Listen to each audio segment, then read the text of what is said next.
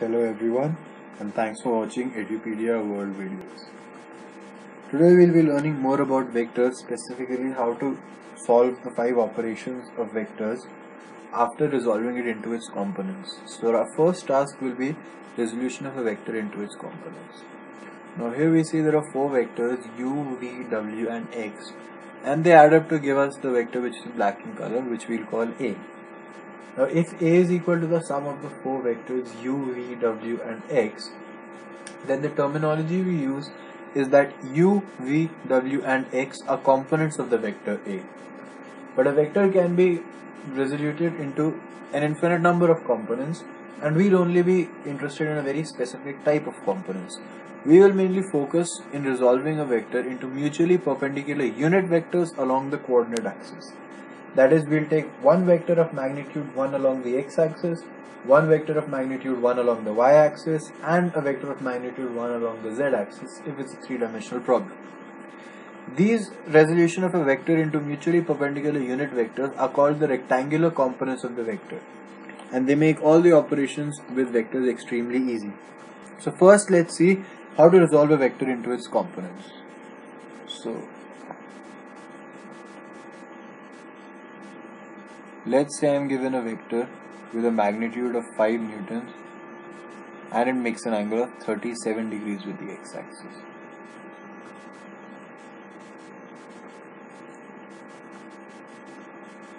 Then 37 degrees is the angle of a 3, 4, 5 triangle. So this side has to be 4 and this side has to be 3. Right. So we know that this vector is equal to sum of the two vectors. One of them is this vector with a magnitude 4 and the other is this vector with a magnitude 3. Let's call this vector A. Okay, so we've done half the work. We've resolved the vector A into two vectors, a vector of magnitude 4 along the x-axis and a vector of magnitude 3 along the y-axis.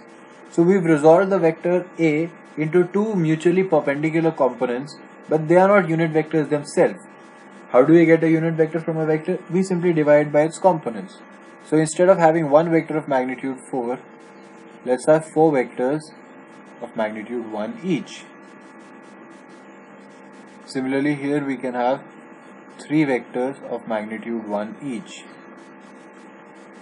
Now let's call this vector I hat and this vector j hat. Remember that an arrow on top of a vector means the magnitude is something other than 1. If a vector has a hat on top of it, it means it's a unit vector. And in this case, each of these vectors has a magnitude 1. What is this vector? This vector is 4 times this unit vector. So this vector is 4 times I hat. This vector is 3 times j hat. And the sum of those two vectors gives me the vector A.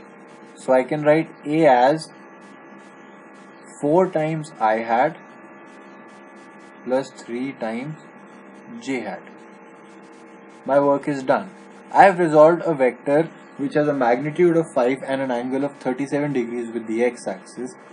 In other words, the magnitude and the direction of the vector was given to me, and I was able to resolve it into two vectors, one of them magnitude 1 along the x-axis, the other magnitude 1 along the y-axis, and I took 4 times the first vector and 3 times the second vector, and if I add them up, the resultant will be my original vector of magnitude 5 and making an angle of 37 degrees with the x-axis. Let's consider a more general case for a second. So let's say I have a vector which has a magnitude of A and it makes an angle theta with the x-axis. So by a little trigonometry we can see that this is A cos theta, this is A sin theta. So I can represent the vector A as A cos theta I cap plus A sin theta j cap. So again, my work is done. I have ended up in resolving a vector whose magnitude and direction were given to me, and I was able to find out the x and y components of the vector. You take A cos theta times the vector which is magnitude 1 and direction along the x-axis, and you take A sin theta times the vector which has a magnitude 1 and the direction along the y-axis, and you add the two up and you'll get a vector of magnitude A making an angle theta with the x-axis. Let's try to go in the reverse direction. What if we are given the components and we want to find out the magnitude and direction? So let's say we are given A is equal to AX. AX denotes the subscript and it is the component of A in the x direction, plus AY j cap. So this is what is given to me and I want to find out the magnitude and the angle with the x-axis. So I know this is AX and this is AY. I need to find out this side and this angle theta. The side can be found out easy enough using Pythagoras theorem. The side is root of AX square plus AY square. So the magnitude, which is linearly proportional to the side, remember, is root of AX square plus AY square. And the direction theta we can see is tan inverse of perpendicular by base, that is AY by AX. So I have completed the reverse process as well. If I am given a vector's x and y components, I will be able to find out the magnitude and direction of the vector. And given magnitude and direction of a vector, I will be able to resolve it into x and y components. Excuse me. So we've seen 5 vector operations, but we saw them earlier in context of the magnitude and direction. That is, if I give you the magnitude and direction of 2 vectors, you will be able to give me the magnitude and direction of the sum. Now if I give you the rectangular components of the 2 vectors, you should be able to give me the rectangular components of the sum. Similarly, if I give you the vector magnitude and direction of 2 vectors, you can give me the difference of the 2 vectors, or rather the magnitude and direction of the difference. What I want now is, if I give you the rectangular components of 2 vectors, you can give me the rectangular components of the difference of 2 vectors. If I give you the magnitude and direction of 2 vectors, you know how to give me the magnitude and direction of the vector product. Now we'll try to find out, if I give you the components of 2 vectors, can you give me the components of the vector product? And the main thing we've already done, which is, if I give you the magnitude and direction of a single vector, you can give me the components of the vector, and vice versa. If I give you the components of a vector, you can give me the magnitude and direction of the vector. So let's look at the first operation, which is addition. It's easy enough.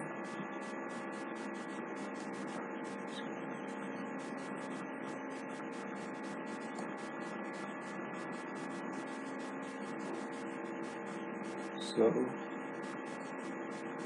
let's say this is the vector A. Let's say this is the vector B. And let's say this is the vector C. We already know from the triangle rule that the sum of the 3 vectors is this, which is A plus B plus C. Right. Let's resolve all the 3 vectors into their perpendicular components.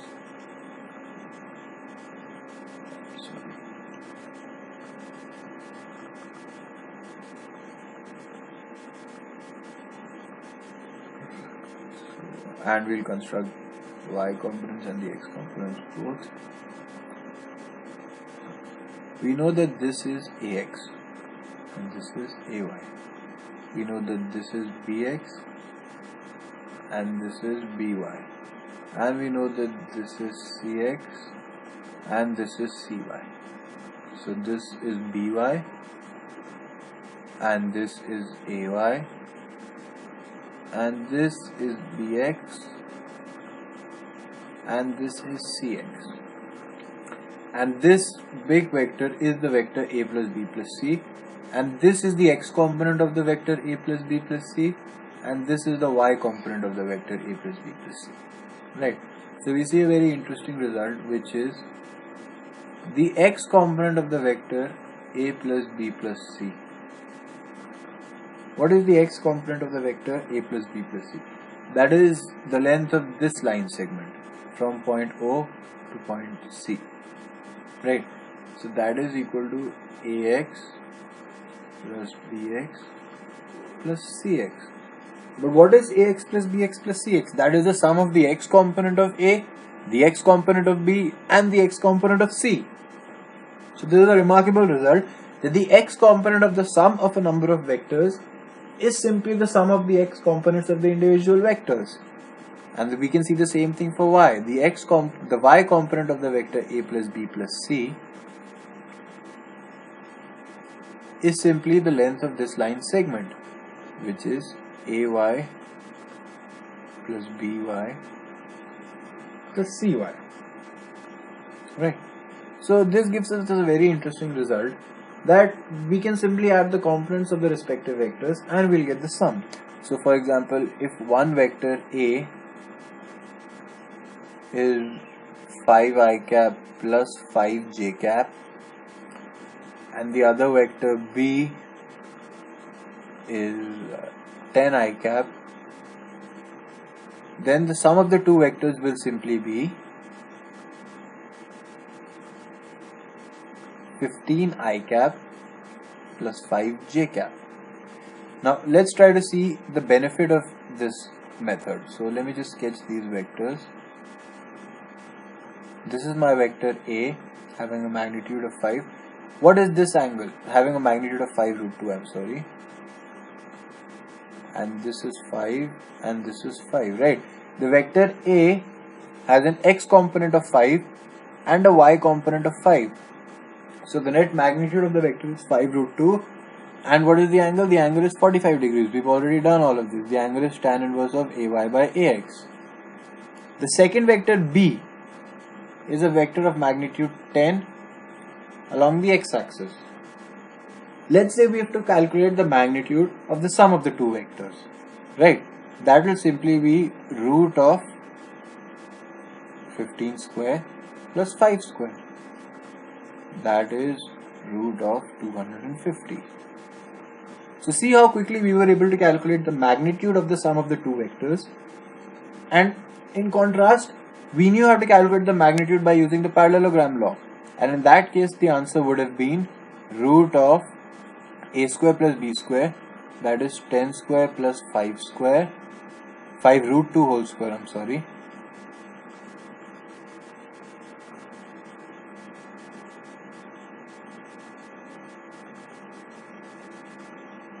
So that's 10 square plus 5 root 2 whole square plus 2 into 10 into 5 root 2 into 1 by root 2, which is the cos of the angle between them, right? That comes out to be root of 100 plus 5 root 2 is 50 plus 100, that is root of 250. So we see that we get the same answer in both ways, and you can see why my personal preference is using the components, because you can get these things much easier and have less opportunities for making errors, right? So addition is relatively easy. You simply add the x components and that's the x component of the sum. You add the y components and that's the y component of the sum. You add the z components and that's the z component of the sum, right? So addition is quite straightforward. Let's look at scalar multiplication now. Scalar multiplication is also easy. In fact, everything when you do it in terms of components comes out to be much easier. So this is our coordinate axis once again. This is a vector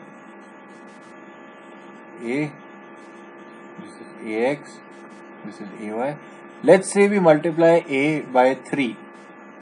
So that's this vector from this point to this point. This whole thing is 3a. But we see a very nice result, which is that the x component of the vector 3a, by similarity, these two triangles are similar, so all sides are in the same ratio. So this whole thing has to be 3ax and this whole thing has to be 3ay. So it's very simple. If you multiply a vector by a scalar, just multiply every component by that scalar. So we have a vector 3i hat plus 10j hat. Let's say it's a vector b. And we want to find out what is the vector minus 2b. Minus 2 will simply be, minus 2b will simply be minus 6i hat minus 20j hat. Right. Very easy. Scalar multiplication. You just multiply each of the components with the respective scalar. Right. Subtraction is easy enough because subtraction is just a combination of addition and scalar multiplication.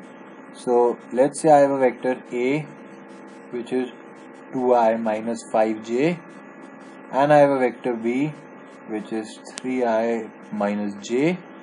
Vector A minus B will simply be A plus or minus B, which is 2i minus 3i is minus I minus 6j. So I hope now you're beginning to see why solving questions in terms of components is generally much easier and much more preferable than solving questions in terms of the actual magnitude and direction. Right, so we've seen scalar multiplication, we've seen subtraction. Let's see dot product.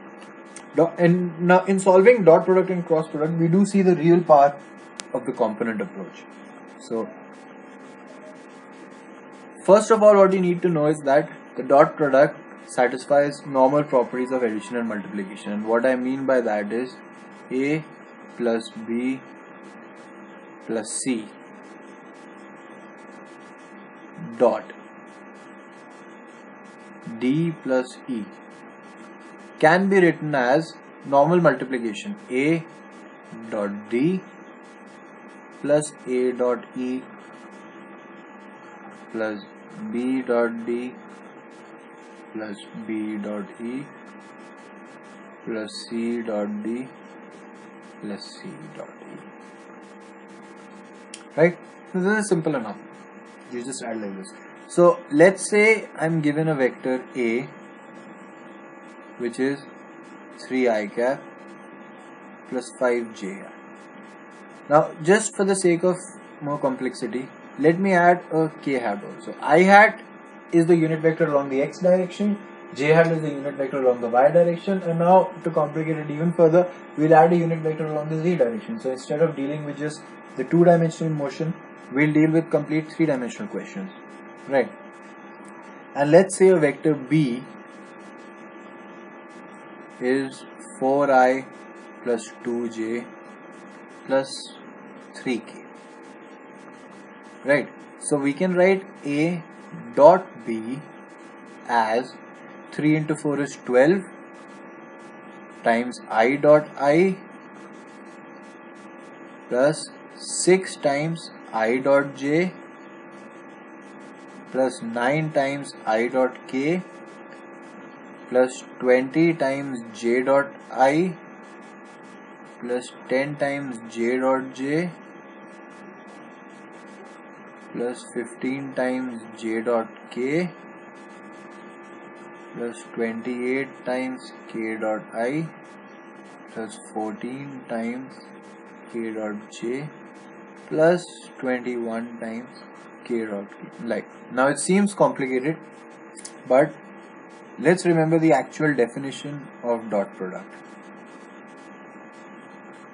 A dot b is equal to mod A mod b cos theta. So what is I dot I? That is equal to 1 into cos of 0, because the angle between the same vector is 0, so this is 1. Pause. So I dot I will be 1 into cos 0, and cos 0 is 1, so it will come out to be 1. What is similarly j dot j is 1 and k dot k is 1. Right? What is I dot j? I dot j is 1 into cos of 90 degrees, because I and j are mutually perpendicular. Now we know that cos of 90 degrees is 0, and we know that the dot product of two perpendicular vectors is 0. So this will be 0. Similarly, I dot k will be 0, k dot j will be 0, and so on. So I dot j 0, I dot k 0, j dot I 0, j dot k 0, k dot I 0, k dot j 0. So we see that we're only left with 3 terms: 10 times I dot I, 12 times I dot I plus 10 times j dot j plus 21 times k dot k, which comes out to be, because I dot I is 1, j dot j is 1, k dot k is 1, so it comes out to be 22 plus 21, that is 43. Right? 21 plus 10 is 31, 31 and 43. So this is easy enough, right? So let me just generalize this. If you have two vectors, one vector is A, which is ax I hat plus ay j hat plus az k hat. Now we're dealing in 3 dimensions. And the vector B is bx I hat plus by j hat plus bz k hat. Then A dot B is simply ax bx, that is you multiply the x components, plus ay by plus az bz. So you just multiply the two x components, multiply the two y components, multiply the two z components, and add it all together. And this will give you the dot product. Right? So easy enough. Let's move on to cross product now.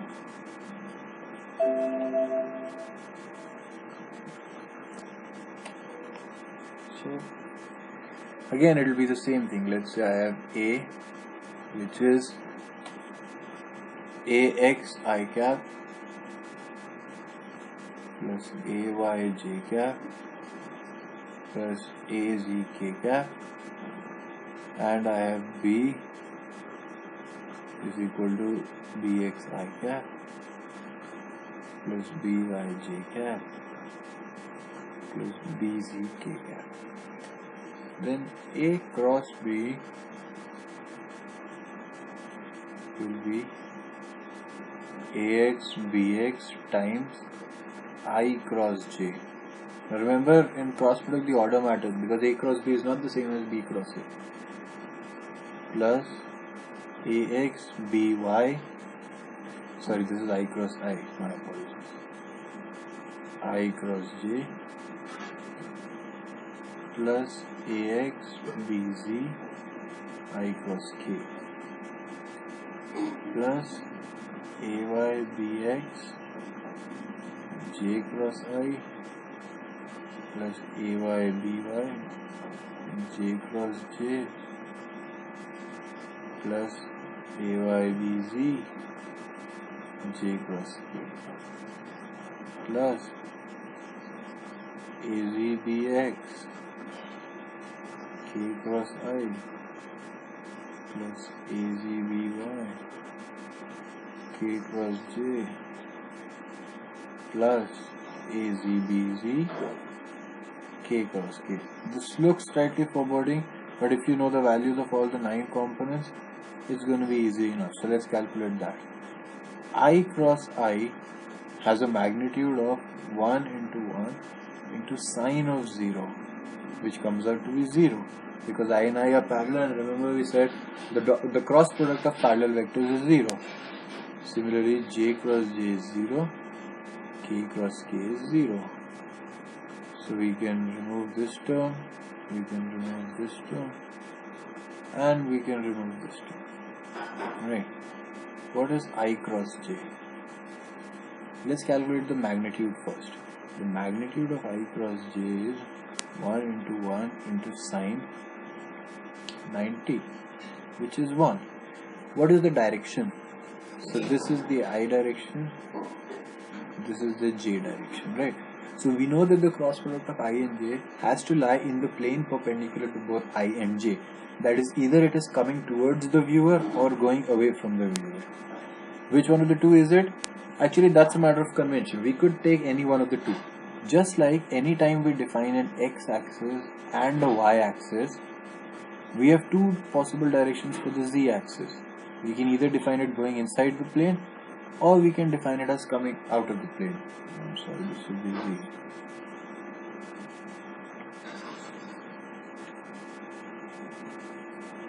So we can define it either going inside the plane or coming out of the plane, right?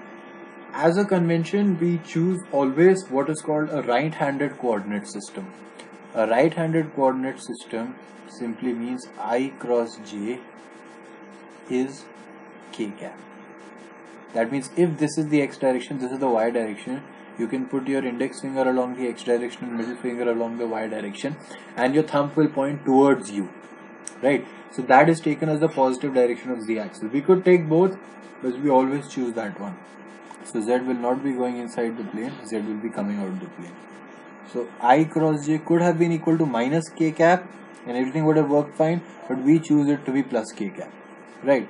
Now if you draw the axis at home on a 3-dimensional piece of paper with other things, then you'll be able to see that if I cross j is k, then j cross k is I and k cross I is j. And obviously since I cross j is k, j cross I will be minus k. So I cross j is k, I cross k. Now I'm going to tell you a very simple way to remember these. Okay, and that is, this is I, this is j, this is k, and you just, if you are going along the direction of the arrows, it's positive. If you are going away from the direction of the arrows, it's negative. So I cross j will be k, and you're going towards the arrow, so it's positive. I cross k has to be j, but you're going against the arrow, so it's negative, so it's minus j cap. Remember, k cross I is j cap, right? J cross I is minus k cap. J cross k is I. K cross I is going towards the arrow, it's j, and k cross j is going against the arrow, so it's minus k, right? So it looks a little bit untidy, but we can neaten it up a little bit, and this is the result which we get. A cross B is equal to, now if you've not seen determinants yet, you will soon enough, so don't worry about that. This is the way we write it. AX, BX, sorry, AX, I'm sorry, AX, AY,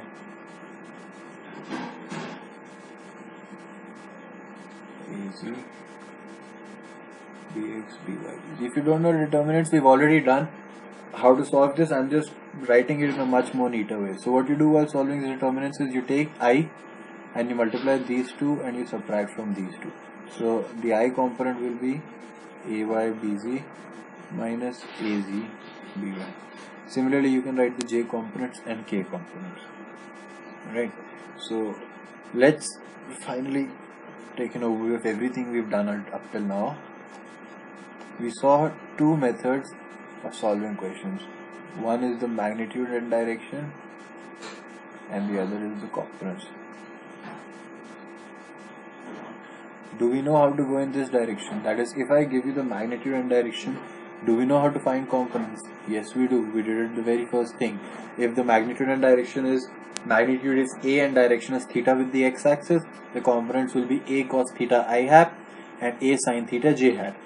So you've done this. Do we know how to go in the opposite direction? If I give you the components, can you give me the magnitude and direction? Yes, you can. If the components are Ax I hat and Ay j hat, the magnitude is root of Ax square plus Ay square, and the angle with the x-axis is tan inverse of Ay by Ax. So we've done these two at the start of this lecture.